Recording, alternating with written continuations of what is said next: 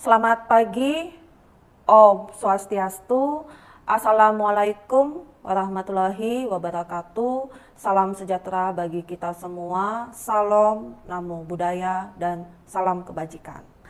Perkenalkan, nama saya Niwayan Ariwulandari, dosen pada program studi Sistem Informasi di Institut Teknologi dan Bisnis Tikom Bali. Video ini merupakan bagian dari pernyataan diri saya sebagai dosen dalam rangka pengajuan unjuk kerja dosen Tridharma Perguruan Tinggi PPD UKT PT khususnya dalam bidang pengajaran pada mata kuliah User Experience. Dalam video ini saya akan menyampaikan beberapa poin penting terkait pelaksanaan mata kuliah User Experience. Yang pertama, delivery, penyampaian materi pembelajaran.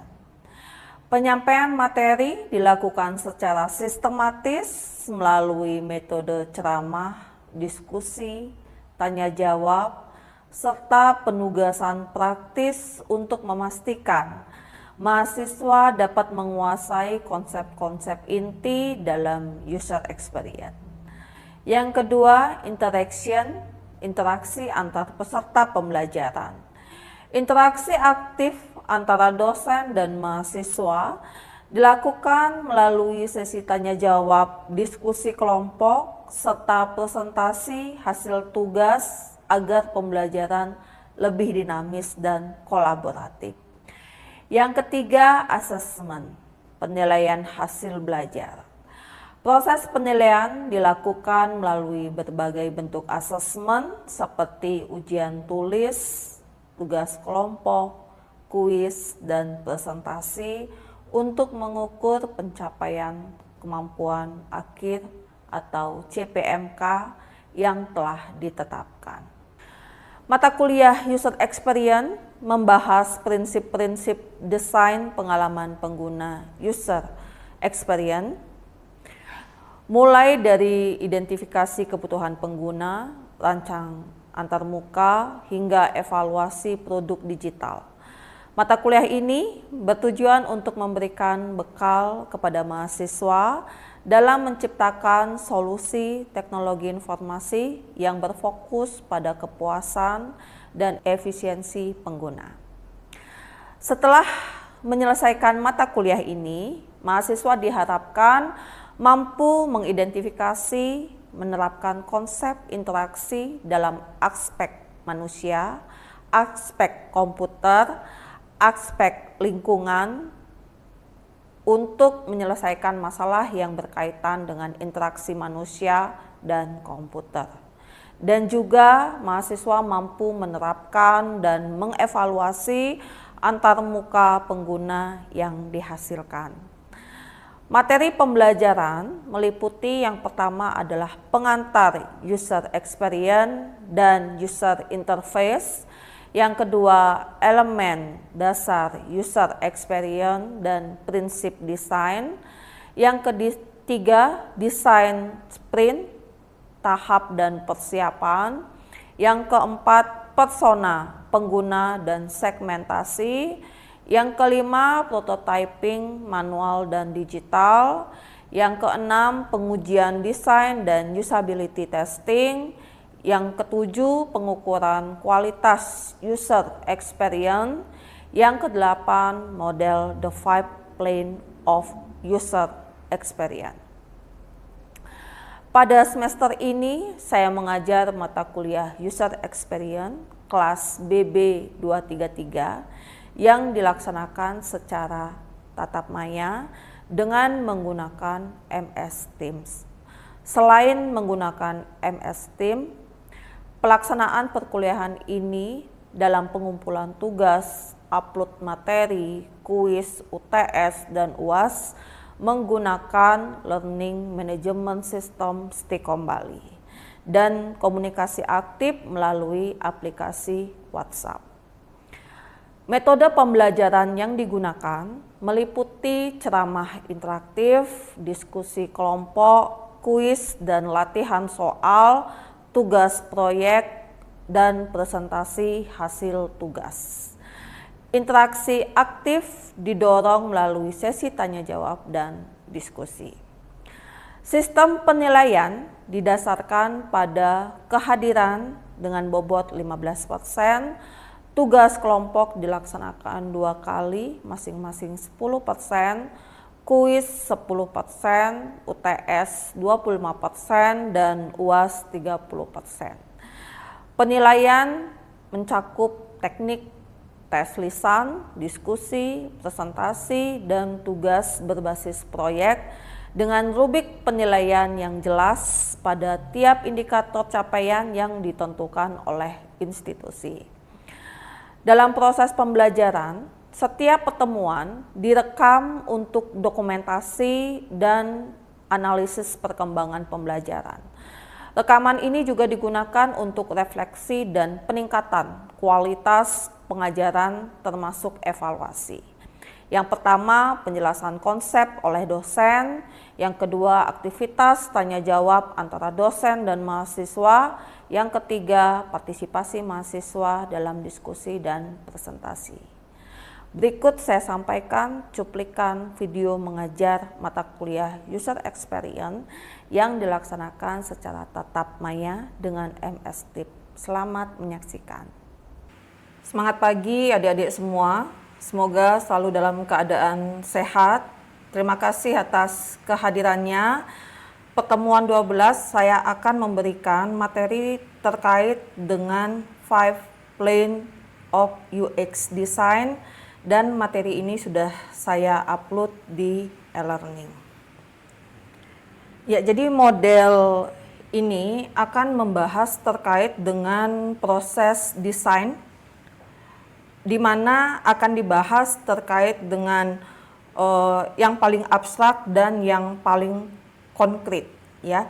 Jadi di sini yang paling abstrak itu ada strategi, lalu ada scope. Ya, scope ini adalah cakupan atau ruang lingkup, lalu ada struktur, ada skeleton. Skeleton ini adalah kerangka, dan selanjutnya yang paling konkret adalah surface. Yang pertama kita akan membahas terkait dengan strategi plane. Jadi strategi plane ini adalah strategi pertama, ya, tahap awal bagaimana ingin membangun produk dengan UX yang baik. Pada lapisan ini terlebih dahulu ditentukan tujuan dari produk itu, untuk apa, dan memahami apa yang menjadi kebutuhan pengguna. Yang pertama adalah menetapkan kebutuhan user, apa permasalahan yang akan dipecahkan, siapa target usernya, apa kebutuhan mereka. Lalu selanjutnya adalah menetapkan objek produk atau bisnis. Jadi di sini adalah mengidentifikasi solusi yang dapat mencapai tujuan bisnis. Jadi bagaimana kita tahu kebutuhan dari pengguna? Jadi kita bisa melakukan metode observasi, metode wawancara, ya, untuk dapat memahami apa permasalahan yang ada, siapa target usernya, dan apa yang dibutuhkan oleh mereka. Sehingga kita tahu apa yang bisa kita buat dan solusinya itu seperti apa. Mungkin nanti adik akan merasakan, ya, pada saat nanti adik skripsi. Jadi pada saat skripsi, apa yang harus adik buat? Adik harus melakukan observasi dulu, melakukan observasi, melakukan wawancara, sehingga kebutuhan pengguna kita tahu apa yang dibutuhkan. Lalu lapisan kedua adalah scope plane. Jadi produk yang ingin dibuat tentunya memiliki berbagai batasan. Cakupan ini merupakan ruang lingkup dari tujuan produk dan kebutuhan pengguna yang menjadi persyaratan spesifik untuk apa konten dan fungsinya produk yang ditawarkan ke pengguna. Lalu menetapkan spesifikasi fungsinya dengan menentukan kemampuan sistem dalam menunjang fungsionalitas produk. Lalu menetapkan kriteria konten dengan menjelaskan berbagai sistem, melakukan komunikasi ke user, dan memberi detail strategi informasi yang sesuai dengan brand komunikasi. Jadi kita sudah tahu permasalahannya apa solusinya. Jadi di tahap ini kita sudah bisa menawarkan fitur apa yang bisa kita buat, ya, fitur apa yang bisa kita berikan. Selanjutnya yang ketiga adalah struktur plan. Setelah persyaratan telah ditentukan dan didefinisikan, maka akan didapatkan gambaran jelas mengenai apa yang terdapat pada produk akhir. Jadi lapisan ini meliputi yang pertama adalah menetapkan interaksi desain dengan mendeskripsikan bagaimana merespon aktivitas user. Lalu yang kedua menetapkan model informasi arsitektur dengan mendesain informasi yang diklasifikasi menjadi beberapa kelompok agar dapat memahami struktur produk dengan mudah. Jadi kita sudah mendapatkan permasalahan yang didapat, solusinya sudah kita dapat, kita sudah tahu apa yang perlu dibuat, dan selanjutnya kita akan memberikan, ya, membuat unit kerja, ya, proses kerjanya seperti apa. Jadi di struktur ini kita akan menceritakan bagaimana kira-kira yang dikerjakan, ya, struktur kerjanya seperti apa. Selanjutnya adalah skeleton plans. Jadi skeleton plans ini menetapkan interface design di mana mendesain elemen yang dapat berjalan secara fungsional. Lalu yang kedua menetapkan informasi desain, yaitu menetapkan elemen informasi yang dapat memberikan penjelasan untuk masing-masing fungsionalitas.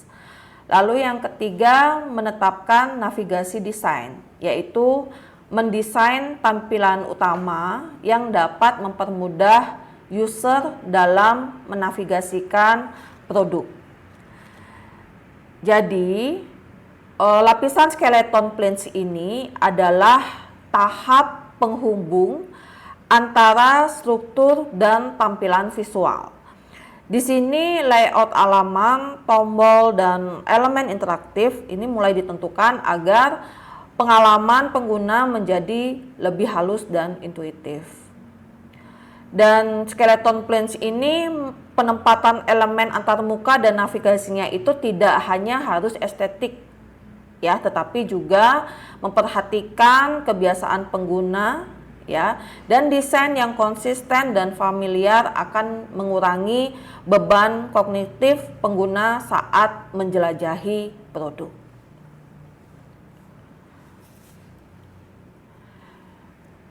Oke, yang selanjutnya adalah surface plan. Surface plan ini memberikan perhatian untuk aspek-aspek yang secara langsung dirasakan oleh pengguna, ya.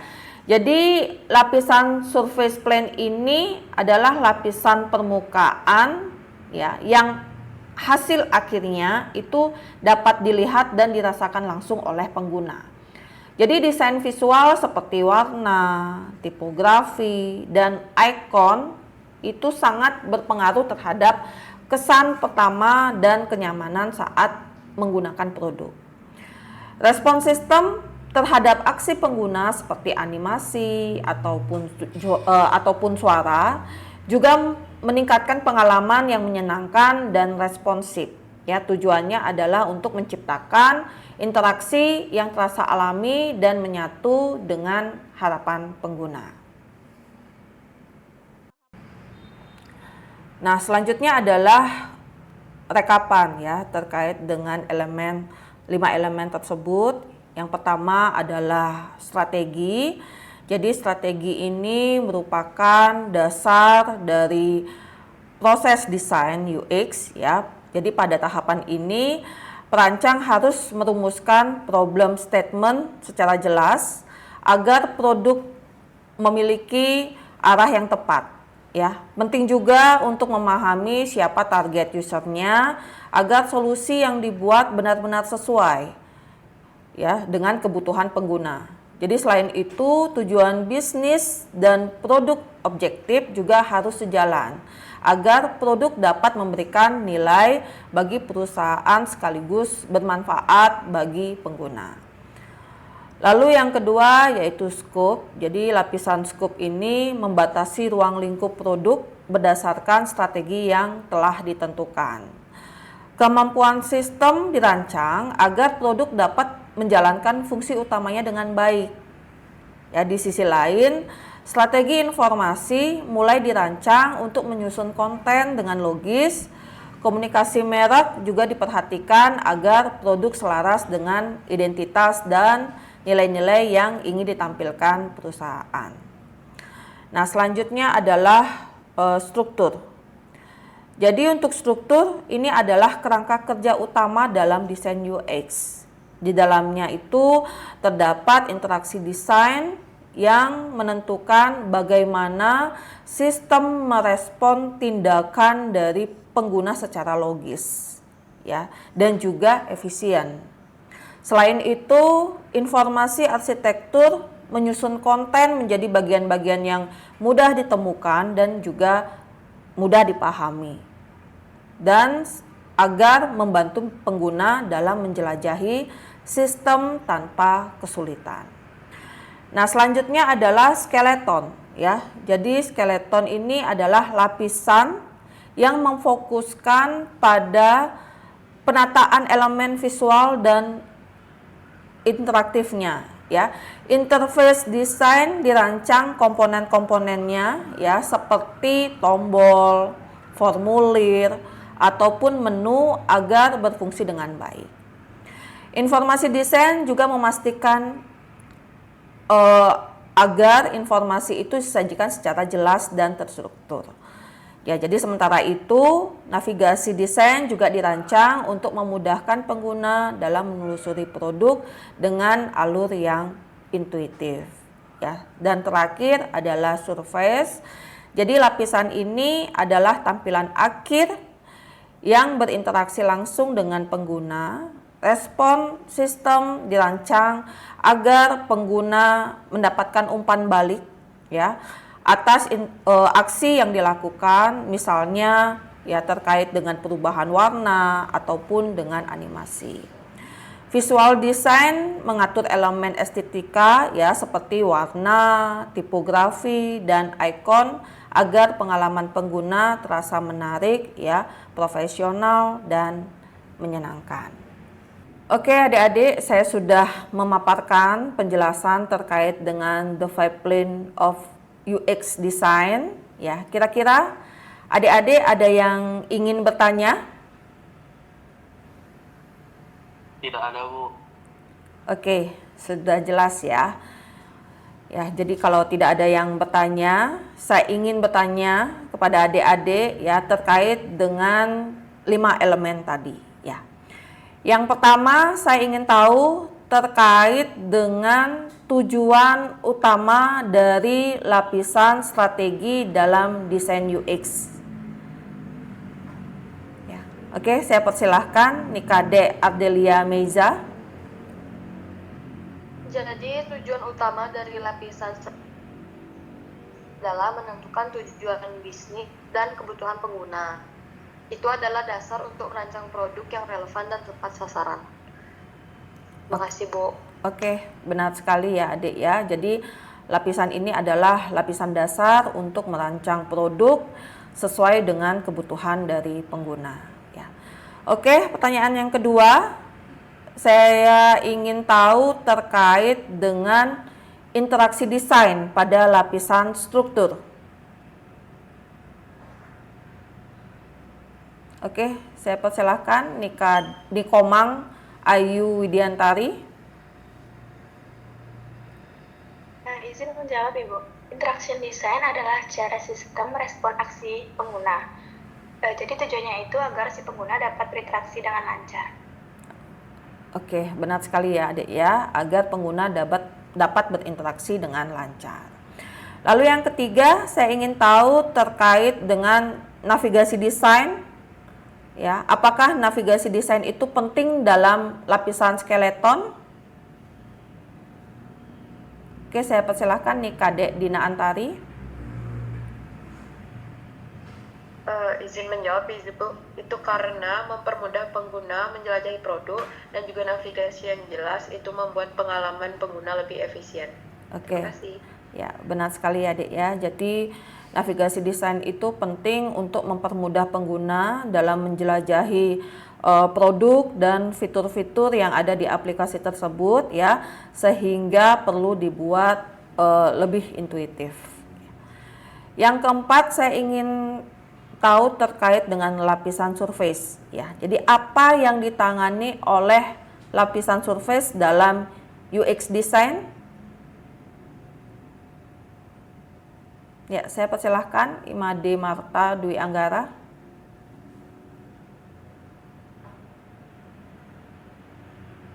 Lapisan surface mengenai tampilan, visual dan respon sistem. Inilah bagian langsung dirasakan oleh pengguna, Bu. Oke, benar sekali ya Dek ya. Jadi lapisan surface ini menangani tampilan visual dan merupakan bagian akhir ya, dan yang bisa dirasakan langsung oleh pengguna. Ya. Oke, saya rasa adik-adik sudah paham terkait dengan 5 elemen ini. Sekarang saya persilahkan untuk adik-adik mencari satu aplikasi ya, dan aplikasi ini bebas.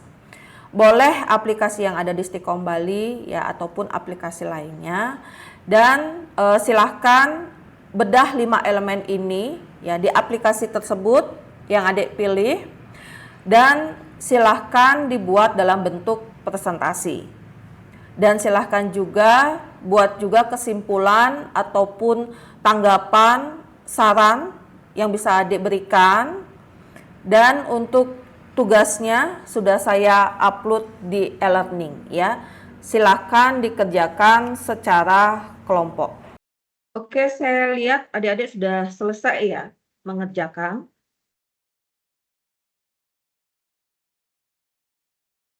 Saya persilahkan untuk Nikomang Ayu Widiari hadir.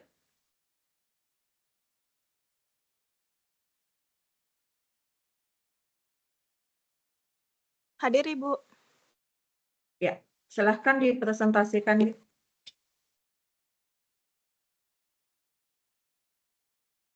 Ya, silahkan. Apa suara saya terdengar, Bu? Ya, sudah terdengar, tampilannya juga sudah terlihat. Oke, baik. Terima kasih Ibu dosen dan teman-teman semuanya. Selamat pagi semuanya. Pada kali ini kami akan mempresentasikan analisis UX aplikasi Halo Dokter yang kita bawakan. Sebelum itu kami akan memperkenalkan diri terlebih dahulu. Perkenalkan, nama saya Kadek Berliana Meta Putri dengan NIM 2300300487, dan teman saya Nikomang Ayu Widiantari dengan NIM 23003030. Oke. Bagi teman-teman yang belum tahu apa itu aplikasi Halo Dokter, jadi aplikasi Halo Dokter ini adalah platform layanan kesehatan digital yang memungkinkan pengguna untuk mengakses informasi medis terpercaya, berkonsultasi dengan dokter umum maupun spesialis melalui chat, memesan janji temu dengan dokter di rumah sakit, membeli obat secara online, serta menikmati layanan premium dan integrasi asuransi, semuanya dalam satu aplikasi yang mudah digunakan, aman, dan terpercaya. Nah, di sini ada 5 plans of UX design Halo Dokter, yaitu yang pertama ada strategi, yang kedua ada scope, yang ketiga ada structure, yang keempat ada skeleton, yang kelima ada surface. Jadi yang pertama itu ada strateginya, yang poin pertama itu ada problem statement-nya, yaitu aplikasi Halo Dokter hadir untuk memberikan akses layanan kesehatan masyarakat yang Baik, selamat pagi rekan-rekan semuanya. Pada kesempatan kali ini, saya Sagung Masrati Indraswari dengan NIM 2300300558 dan rekan saya Nimade Dinda Melia Putri dengan NIM 2300300257 akan mempresentasikan terkait analisis the 5 plans of UX design pada aplikasi My Telkomsel. Baik, di bagian awal terdapat gambaran mengenai aplikasi My Telkomsel itu sendiri. Apa sih itu aplikasi My Telkomsel? My Telkomsel adalah aplikasi self-service resmi dari PT Telkomsel Indonesia yang memungkinkan pengguna mengelola layanan seluler mereka dengan mudah. Aplikasi ini menyediakan fitur-fitur utama seperti cek pulsa dan kuota, pembelian paket internet, pembayaran tagihan pasca bayar, penukaran Telkomsel Point hingga layanan roaming dan hiburan digital.